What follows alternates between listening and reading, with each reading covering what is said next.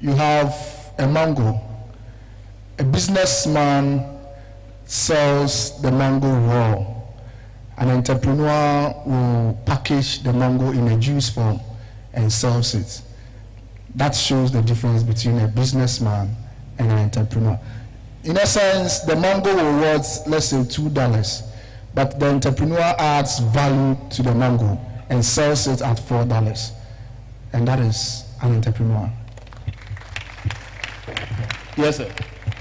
I think that there is a difference and there's also a similarity. An entrepreneur looks at or finds the opportunities where the businessman can invest into that opportunity to make money. So, but at the end of the day, both of them are looking at making profit and money.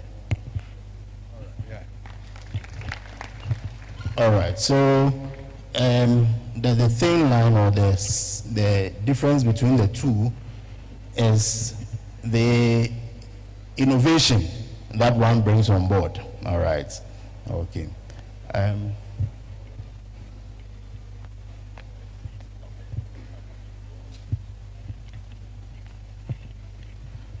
So the innovation, the creativity that one brings on board is what separates one from the other. All right. So with time, if there are no more mangoes, the businessman will fold. All right. The businessman will continue to sell the mangoes in their raw state. So long as the mangoes are there, they can fund his lifestyle. They can fuel his luxuries or luxurious lifestyle. All right. When mango is not in season, he folds. All right. But the entrepreneur keeps looking out for other opportunities to grow and to solve problems.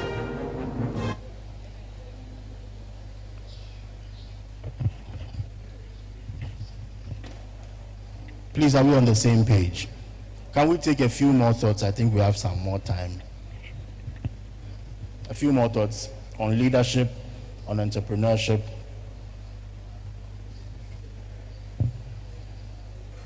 If you want to become a national leader, like Honorable Kennedy Ohene Agyapong is, what are some of the skills you think? What are some of the skills that you think that one must possess for national leadership? All right, leadership at the top level. We heard that he has been on so many boards. He has chaired so many boards. All right. I mean, administration after administration, he has been on boards and committees and others. What are some of the skills that you think that are required for leadership? If somebody wants to be a leader, what are the skills that the person needs to have in order to be called a leader, or in order to be qualified to be called a leader? Are there any skills? Yes, please, Mr. Samuel. Yeah, I'll say one. You need to be a problem solver. Yes, please. All right, thank you very much. Yes. The person must have a vision. The person must have a vision.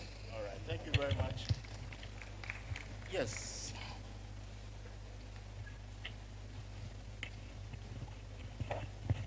The person must be courageous enough to take firm decisions and to take risks. The person must be courageous enough to take firm decisions and take risks. Do we agree? Without courage, you can't lead. Without courage, you can't lead. Very true. Any other skills? Yes.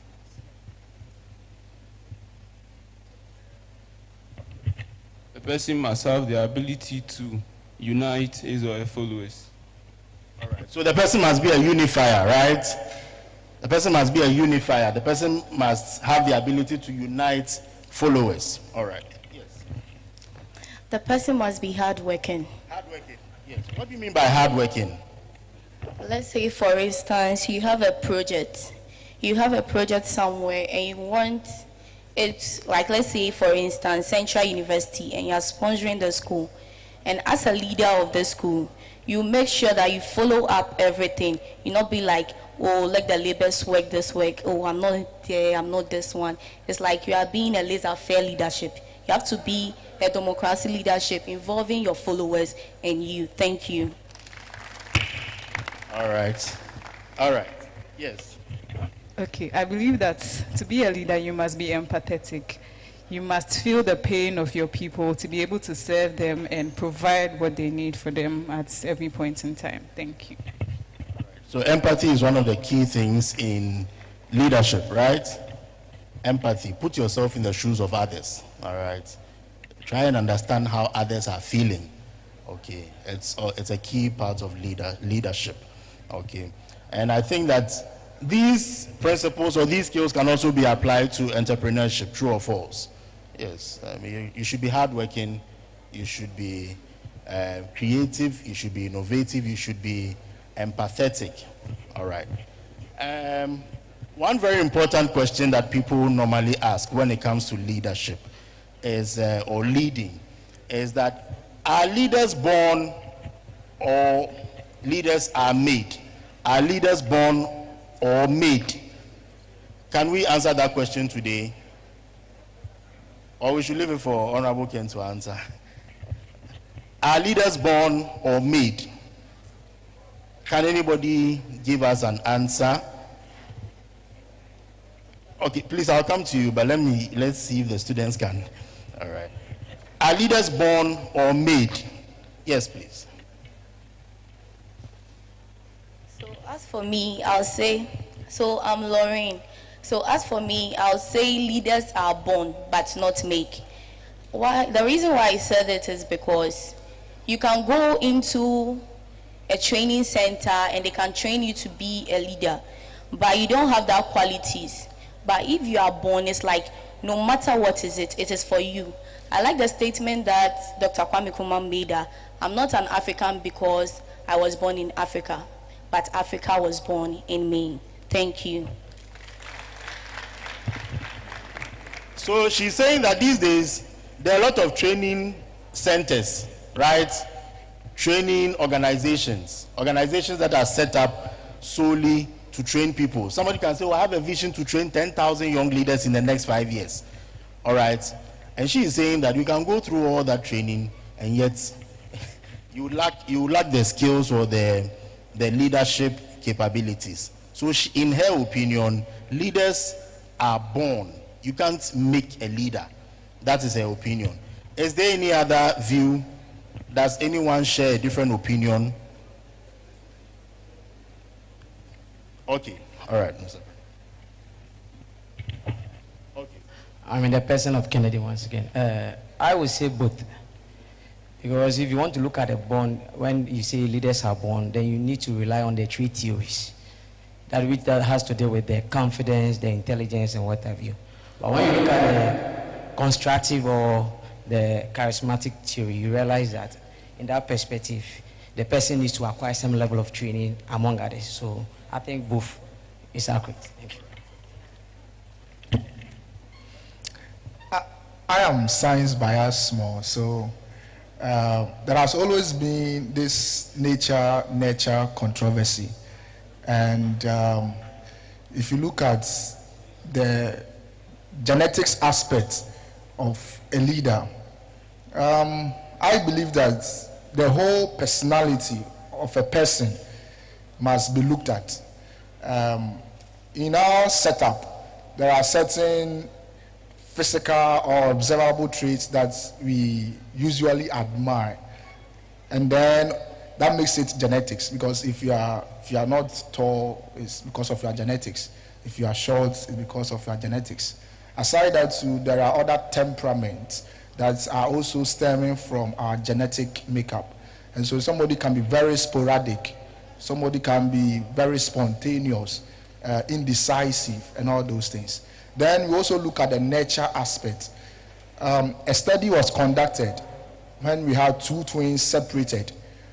Let's say one was sent to Ashaman, one was sent to East Legon. The nature of the two individuals will be different.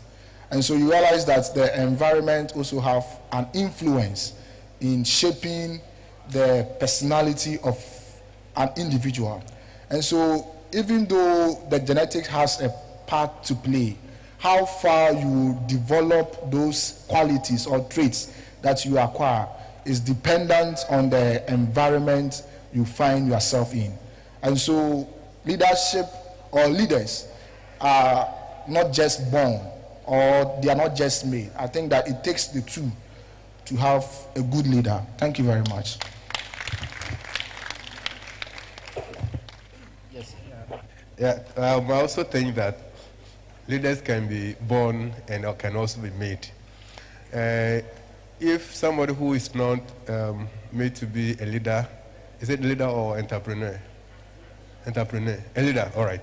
If he finds himself in a society where people have such qualities, he also learned to be a leader because he has been seeing people behave in a certain way, so learn from them and can become a leader. But if somebody who is born and finds himself in a society, no matter what is happening, you will see that he will gather people around himself and lead them to do something that they didn't think they could even do. If you look at Kwame Nkrumah, I think he was such a person. Thank you. Thank you very much. All right, sir. Let's hear. Hello. My name is Alexander Amano Nagbeku, Chairman, New Patriotic Party, Ashama Constituency.